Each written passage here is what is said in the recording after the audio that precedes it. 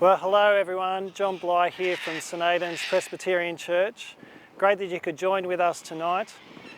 And in a normal year, well, we'd all be gathering down here in the Victory Memorial Gardens for our combined church's Christmas carols in the park.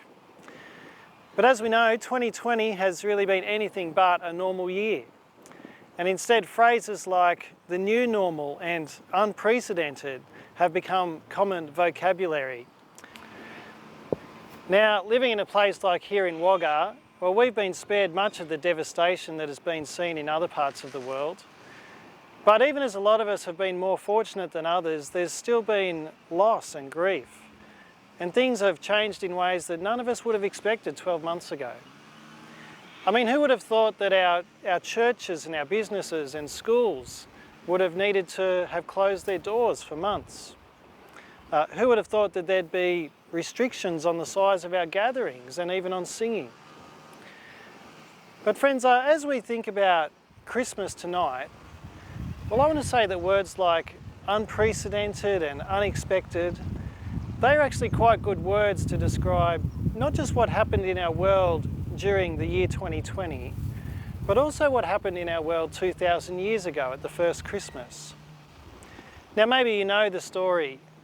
We've heard it read from the Bible already, just from that first part in Luke chapter 2 that was read a moment ago. It's the story of Mary and Joseph and the shepherds and the angels and Jesus the Saviour being born in Bethlehem, the baby Emmanuel, God with us, lying in a manger with no crib for a bed. We know the story, don't we? I remember one year at our church we had a nativity play and, well, the sound wasn't very good. And at the end of the evening I apologised to one family who had been sitting right up the back and they couldn't hear very well, but they said to me, "Oh, you know, that's okay, it doesn't matter. We all know how the Christmas story goes."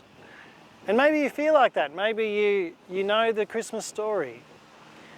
But friends, I wonder if maybe the events of 2020 might have shown us the reason why we need the Christmas story. Because what we're told happened at that first Christmas, well, it's announced by the angels as good news for all people. Did you notice that? The angel says, "Do not be afraid. I bring you good news that will cause great joy for all people." And isn't that the announcement that we need as the year 2020 draws to a close? That we don't need to be afraid. That our world doesn't need to be afraid. Instead, in place of fear, we can have great joy. And that's because the story of Christmas is that into our world of sickness and suffering and death, well, God Himself comes. The God who made us, the God who loves us. He was born as one of us in order to save us.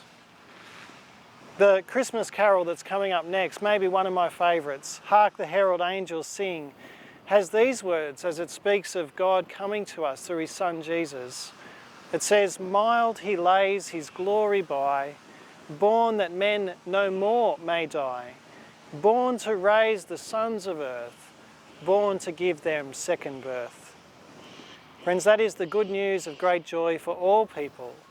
The unexpected news of Christmas is that God would come and enter into our world of suffering and pain and death so that He might free us from it by suffering for us, to give us a new beginning, a new life, and to bring us great joy.